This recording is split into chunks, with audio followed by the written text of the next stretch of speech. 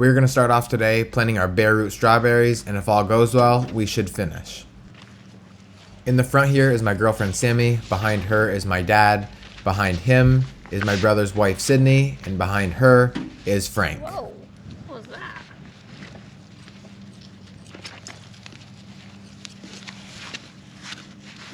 Oh, you dog. Sammy just hit a rock. Yeah, me too. Oh! There we go.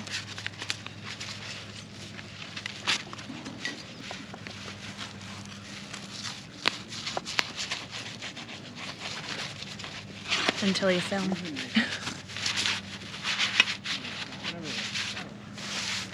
So you take the plant, get it about an inch or two up from the bottom, and push it down in. Ideally, not hitting any rocks or cutting the roots off at all. And then you'll bury it right up to the crown, which is right where the roots stop.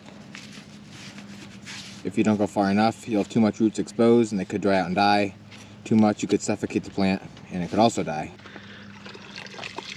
Mom's taking the bunches and soaking them in an oxidate water mixture. Then she cuts the roots. And that's only because they're too long to go in the ground. We want them nice and straight, not folded over. And at that length, it works really well. I've explained this in my previous videos, but I'm gonna do it again, just in case somebody missed it. So this is a measuring wheel bike that I could measure this field. It'll tell me how many feet it is. But we took that little counter off. We drilled some holes in it, put the ends of nails at just the right distance so we know exactly the spacing between each plant.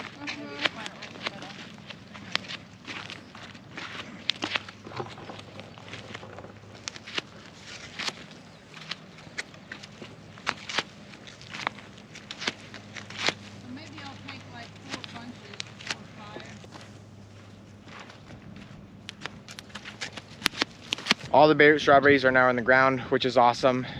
Now all we have to do is wait until sometime in August. I have to check my papers of when the plug shipment is gonna come in, and then we'll plant them all with the water wheel planter, which will be the first time for that. Hopefully it goes really well because that'll save a lot of time and a lot of back-breaking hand labor. But the only thing is that it costs about 3 or 4 times the amount of what a bare root strawberry does. But you know, like I said, you're also saving all that time and labor. In the first 2 rows, we have AC Valley Sunset, which has always done well for us in the past.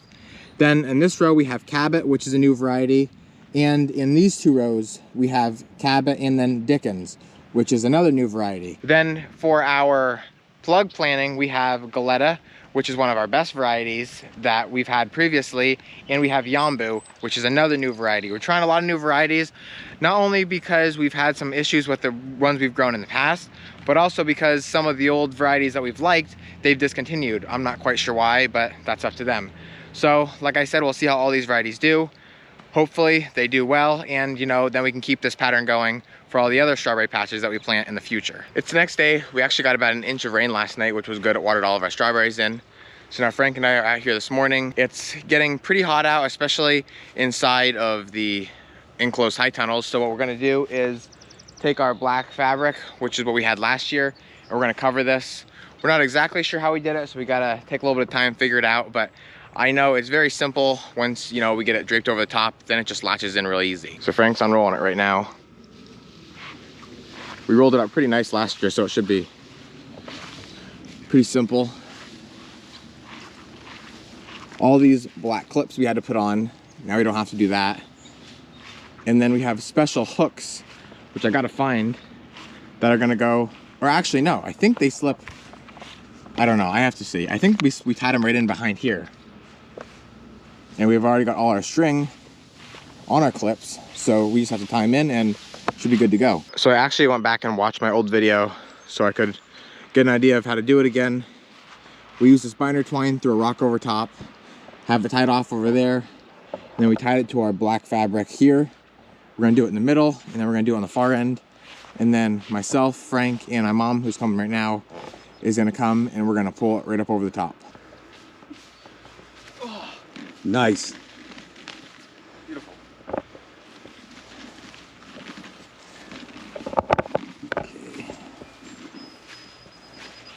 Should have played for the major leagues there, buddy. Yeah.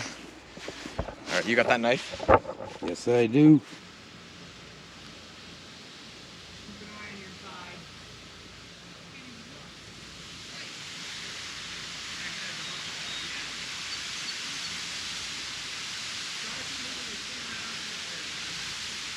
Alright, Mom, you can start pulling your edge. Alright, hold on, whoa, stop.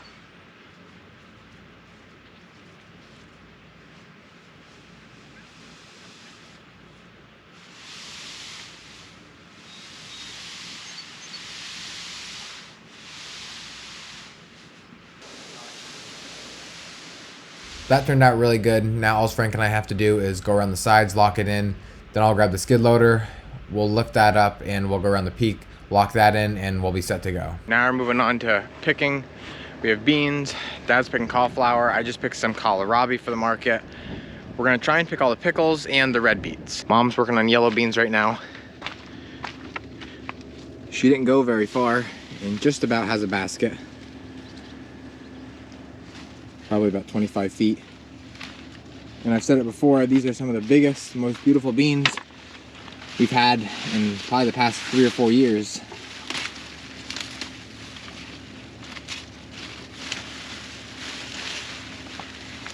Beautiful. Dad just got cauliflower. This is the first picking of this for the season. That's beautiful. Yeah. Beautiful. And he's working on cutting some cabbage. He cut a Savoy there. And just some regular out there a little ways. Pickles are very nice. Not a ton on. There's one. It's really important that we really look around and try and find every one, because if you don't, next time you come they'll be about 3 times this size and people don't really want them that big. And especially now that the pickles have grown over the plastic a lot, we have to have one person pick each side, because you either end up destroying the vines, stepping on the vines, or not finding all the pickles if one person tries to do each row themselves. So Frank's way out ahead of me.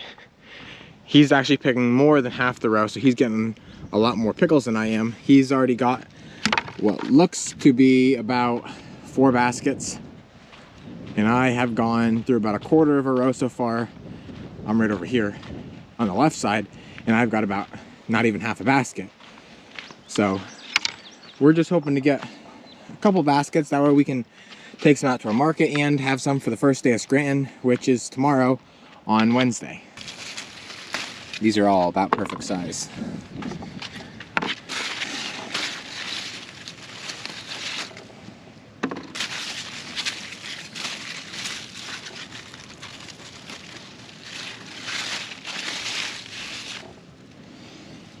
Right. Frank's already found a bunch. There's another pile of them. Nice. They're beautiful. Good. Good, good, good. That's what we want.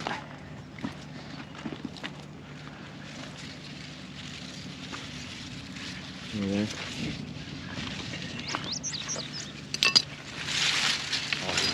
Here's a nice one. Nice. There's a nice one. You can see them poking out of the ground there. There's a nice one. There's a nice one. We didn't plant them as thick this year, and it seems like it's making a big difference. They're able to grow with that extra room bigger a lot faster.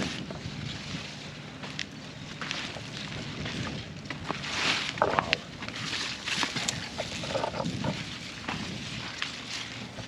These are the nice size.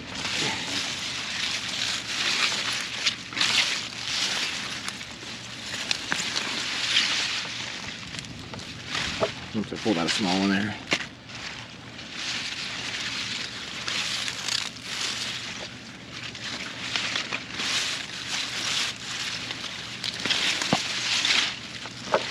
There's a big one. Here it is. There's another one. Nice one. Just gotta go real slow.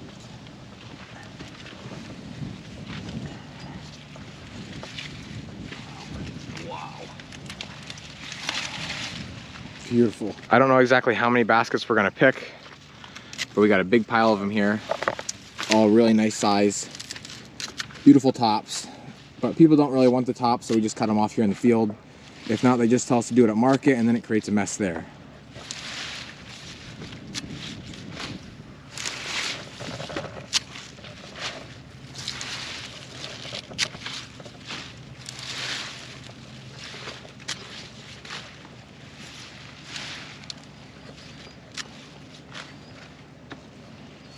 Frank's out there picking right now.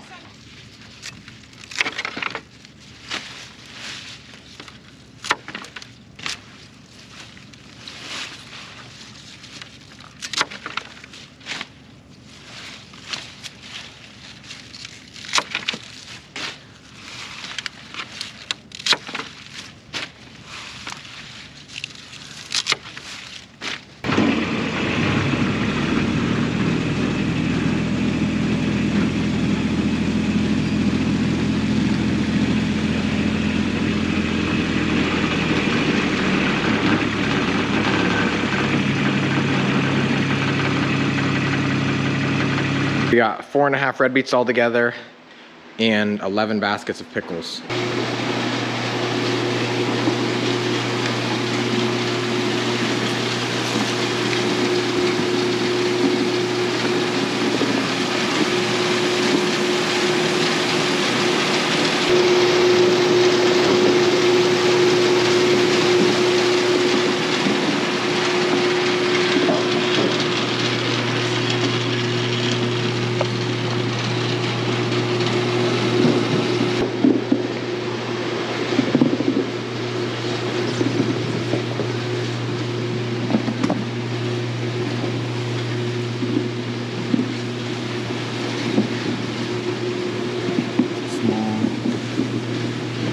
We size them, sometimes 4 different sizes. Today we're only going to do 3, just small, medium, and large.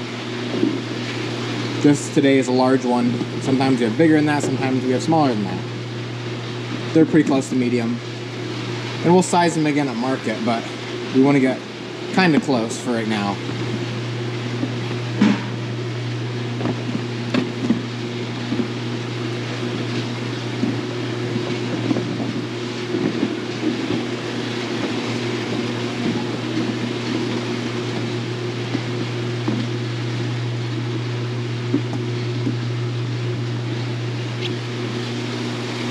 So this box is done. We'll cap it off and get a new one. Here's all the tomatoes that Sydney and Frank picked yesterday. This is 4 boxes. And then they also got another box. There's like 5 more boxes there, but there is 1 or 2 green tomatoes mixed in. We've moved on to red beets now.